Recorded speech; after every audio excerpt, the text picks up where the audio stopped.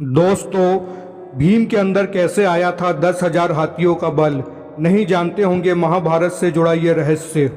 महाभारत में ऐसे कई योद्धा थे जो बेहद ही शक्तिशाली थे।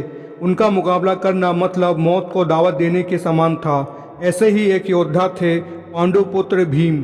कहा जाता है कि भीम के अंदर 10,000 हाथियों का बल था। लेकिन क्या आप जानते हैं कि एक साधारण मनुष्य की तरह दिखने वाले भीम के अंदर इतनी शक्ति आई कहां से? यकीनन इस रहस्य के बारे में बहुत कम ही लोगों को पता होगा। कहते हैं कि 10,000 हाथियों की शक्ति के बदौलत ही भीम ने एक बार नर्मदा नदी का प्रवाह रोक दिया था। भीम के अंदर इतनी शक्ति आने के पीछे एक रोचक कथा है। इसके अनुसार भीम बचपन से ही काफ़ी शक्तिशाली थे। वो दौड़ने में, निशाना लगाने या कुश्ती लड़ने सभी खेलों में धृतराष्ट्र के पुत्रों यानी कौरवों को हरा देते थे। हालांकि उनके अंदर कौरवों के प्रति कोई द्वेष नहीं था, लेकिन दुर्योधन के मन में भीमसेन के प्रति दुर्भावना शुरू से ही थी।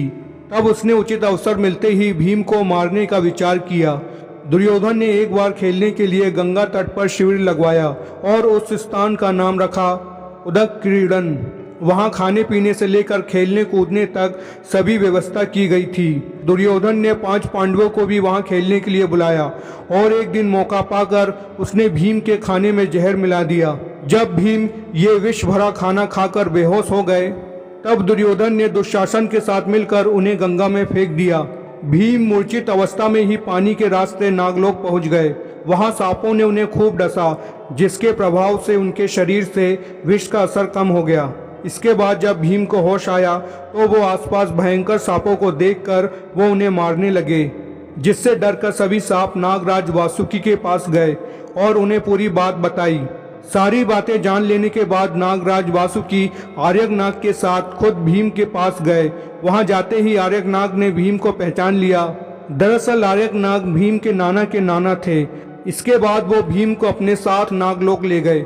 वहां उन्होंने नागराज वासुकी से भीम को उन कुंडों का रस पिलाने की आज्ञा मांगी जिसमें हजारों हाथियों का बल था। बाद में नागराज वासुकी ने इसकी आज्ञा दे दी और तब भीम 8 कुंडों का रस पीकर एक दिव्य शैया पर सो गए। नागलोक में भीम 8 दिनों तक सोते रहे और जब वो जागे तो उनमें 10,000 हाथियों की शक्ति आ गई थी। बाद में वो हस्तिनापुर पहुंचे और माता कुंती व अपने भाइयों को दुर्योधन द्वारा उन्हें विष देकर गंगा में फेंकने और नागलोक में जो कुछ भी हुआ सारी बातें बताई। तब युधिष्ठिर ने भीम से कहा कि वो ये बात किसी को भी न बताएं और भीम ने युधिष्ठिर की आज्ञा मान ली। दोस्तों, इसी तरह के वीडियो पाने के लिए हमारे चैनल को सब्सक्राइब करें, वीडियो को ज़्यादा से ज़्यादा शेयर करें, लाइक करें और बने रहें हमारे साथ। जय श्री कृष्णा।